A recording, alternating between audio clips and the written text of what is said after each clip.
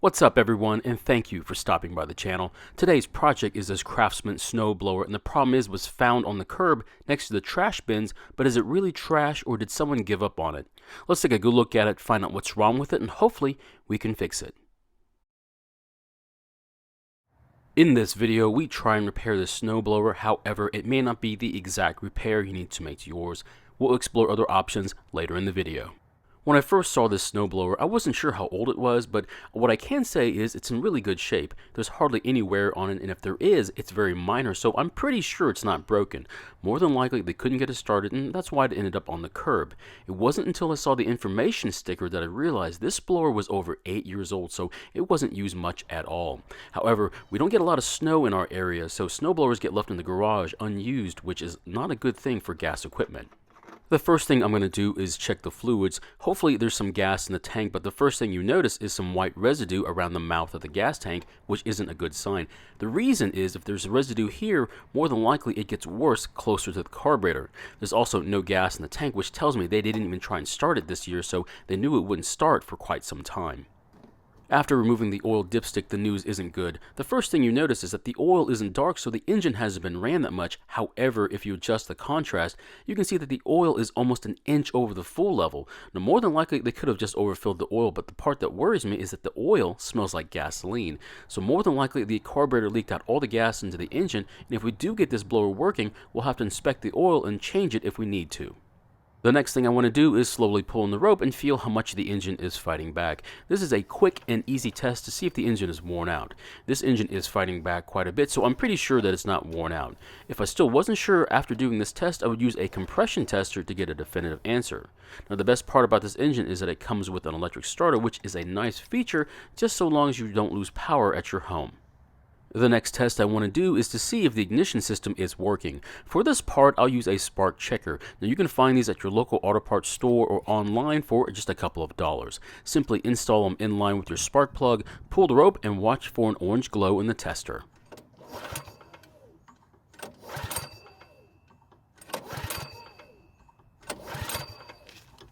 So we do have spark from our ignition system, which is great news. Now, if you don't have spark, then check that your kill switch is in the correct position, and if that's fine, then your ignition module might need to be replaced. Now, since we have spark, that means we have two of the three major components for this engine to run: spark and compression. The last thing we need to do is put some fuel into the carburetor's throat and try starting it just to make sure there's nothing wrong with the engine. However, to make filming easier, and we need to get to the carburetor anyway, we need to remove the plastic cover over the blower. To start, I'll remove the handle from the chute and flip the wing knob out of the way.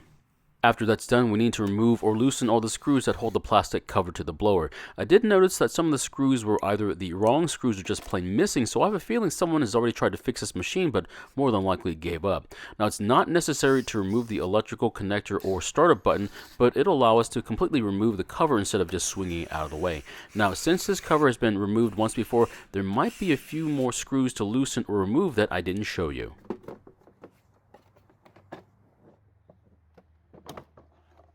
You can see that whoever put this back together wasn't really interested in making sure it was done right, which is a reoccurring theme on this machine. So here are two nuts that hold part of the control panel and the carburetor to this engine, but unfortunately the heat shield on the muffler has to be removed as well because it's also holding part of the control panel to the engine. I didn't try turning the choke lever till now, but I noticed that it's stuck in place. Hopefully it wasn't damaged from the last person who tried to work on it. It also looks like they forgot two bolts, which is two less I have to worry about replacing. However, if this cover rattles too much when the engine is running, I'll have to replace them.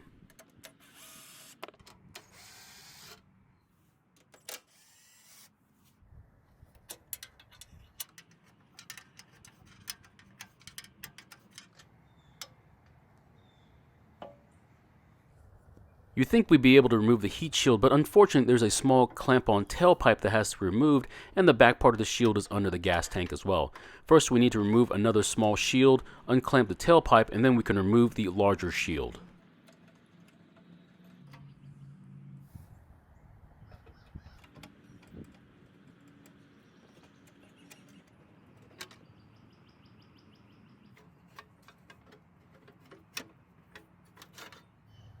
With the heat shield gone, we can now see the air inlet to the carburetor a bit better. At this point, we can now try to spray some starter fluid into it and try starting the engine.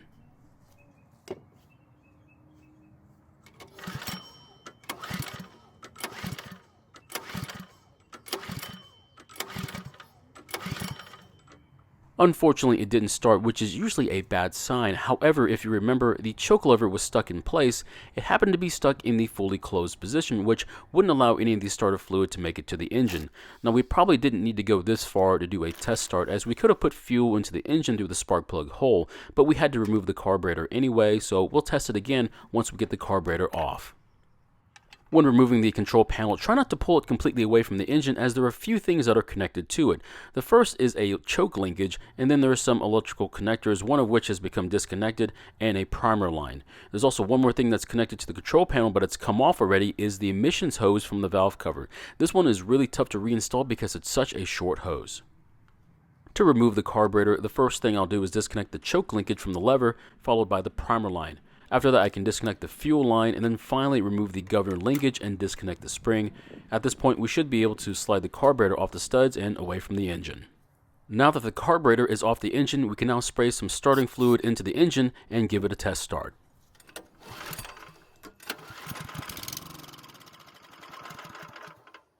Fortunately, the engine ran for a second and there weren't any issues while it was running, which means we can now move on to inspecting the carburetor for any problems. So the first problem is the choke flap is stuck on the carburetor, and that's why the choke wasn't working. If we look at the backside where the throttle plate is, there's some yellow residue around it, and that means that gas was leaking out of the carburetor and over time gumming up and locking the pivoting points on both flaps. Unfortunately, that means that the throttle plate is also stuck and won't move either. It's now time to remove the carburetor bowl and see just how bad it is on the inside. And it's about as bad as I was thinking was going to be. Hopefully after some cleaning, it won't have any pitting in it. Also, it's at this point we can either decide to continue cleaning the carburetor or buy a new one. The reason is that we have to clean all the varnish off every part of the carburetor, which is very tedious. Now the varnish is covering everything on the inside. It's even keeping the needle stuck in place and not letting the float move. The actual time it took to clean this carburetor was almost 1 hour because I had to scrub and scratch everything, finally finishing up with some carburetor cleaner. To save yourself the headache, I would suggest replacing it. A new replacement carburetor online is about $20. Another reason why this blower might not be starting is that it has old gas in the tank. Now, since snowblowers are used very sporadically in this area, if gas was left in the tank, it could accidentally be stored with gas in it for a long time until it evaporates, and we're left with the situation here. Now, gas has a very short shelf life, so I would suggest buying ethanol-free gas or fuel in a can from the hardware store, which is already stabilized. If you try to start your blower and it doesn't start, try draining the gas from the bowl drain bolt and put new gas in the tank. If that doesn't work, then you might have to do what we're doing in this situation. Next, I want to remove the fuel jet and see if it's clogged. Make sure you use a good flathead to remove the jet and be very careful because it's brass and can be easily damaged. I also want to remove the emulsion tube and clean it as well, but we'll have to wait till we get the choke flap loose first. So the jet isn't clogged, which is really surprising, but I still want to run a wire through it and clean any buildup on the inside. I'll also wire brush it and follow that up with some carburetor cleaner. After that, I'll try and clean up the varnish on the inside of the carburetor, then I'll move to the flaps.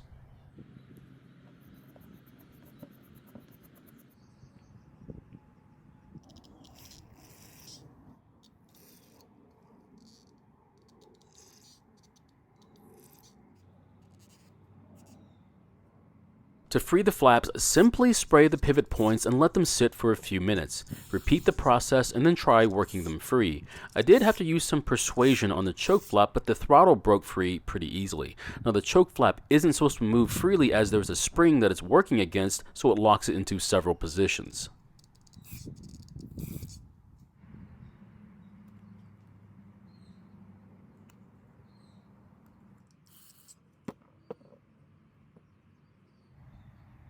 Now that we can move the flaps out of the way, we can now push the emulsion tube out of the carburetor. It might be easier using a pick or something that can push the tube down once it becomes flush with the rest of the carburetor. Otherwise, you'll have to tap on the carb to allow it to drop out of its passage.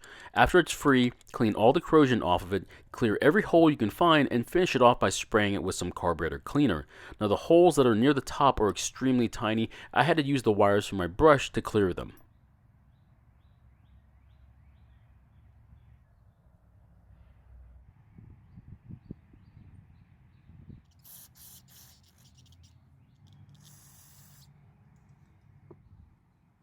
Once it's all clean, I'll reinstall it back into the carburetor, push it into its passage till it stops, then I'll follow that up with the fuel jet. Now I didn't show cleaning the float and the pin because it's pretty much the same process as the rest of the cleaning. I just use my wire brush followed by some carburetor cleaner. Now that I've cleaned what I could on this carburetor, I'll start putting it back together. First I'll put the spring on the needle and then install it back on the float. After that I'll put the float and the needle back into the carburetor and lock them into place with the pin. Once the float is back into place, check to make sure that the float is parallel with the bottom edge of the carburetor. If for some reason it's not parallel with it, then you're going to have some fuel flow issues. Either you won't have enough fuel, or it won't stop the fuel from flowing and it will leak back into the engine again. Also, when you replace the bowl nut, make sure you clean the part that was inside the carburetor. Once it's back together, reinstall it back on the engine in the reverse order we took it off.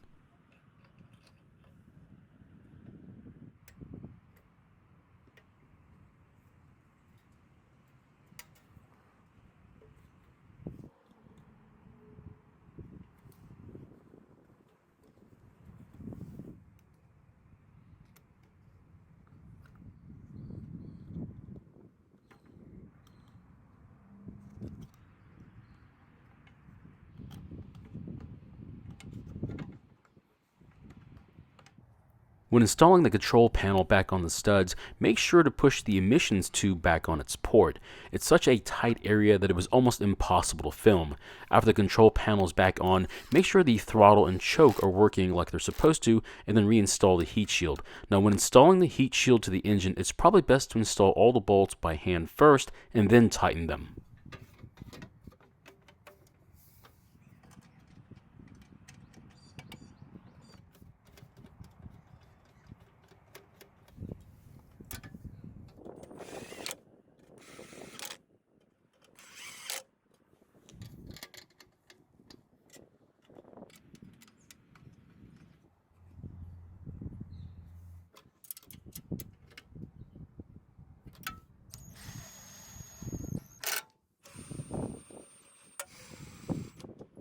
When I removed the drain plug, oil started to pour out of the hole, which I didn't expect, but that goes to show you just how much extra fluid was in the engine. Also, the temperature during filming was about 42 degrees Fahrenheit, so the oil should have been pretty thick, but as you can see, it's flowing out like water. That means the extra fluid in the engine was definitely gas from the tank.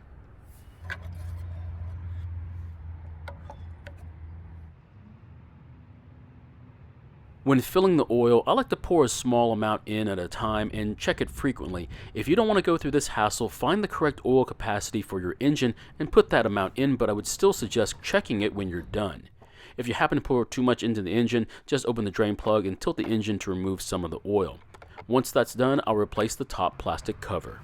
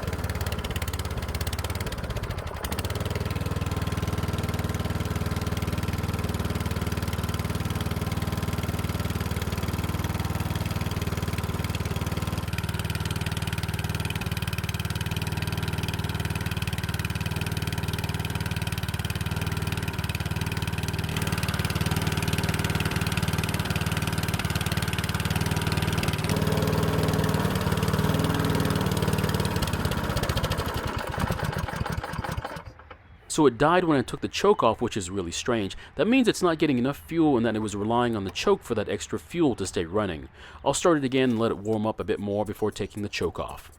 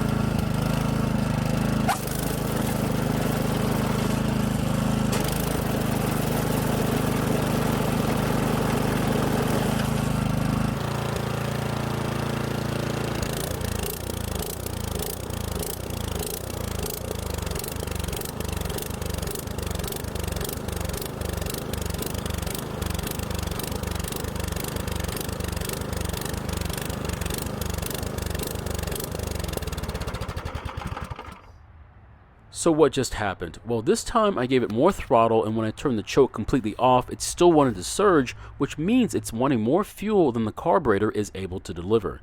I then tested this idea by lowering the throttle and adding a bit more fuel by turning the choke partially on, and it seemed to run better but not great. I did try the auger, and that's working fine, so I know this blower works. I just need to deal with the carburetor again. So what happens now? Well, when people tell me that they tried to clean the carburetor the best they can and still doesn't work, I tell them to buy a new carburetor, which is exactly what I'm going to do. I know this carburetor was very varnished and practically stuck, so I don't want to spend any more effort just for the chance that it may not work yet again. So my question is, would you try and clean the carburetor again, or would you just throw in the towel like I did and just buy another carburetor for less than $20? Thank you for watching. I really appreciate your time here. Please feel free to ask me any questions, and I hope to see you in the next video.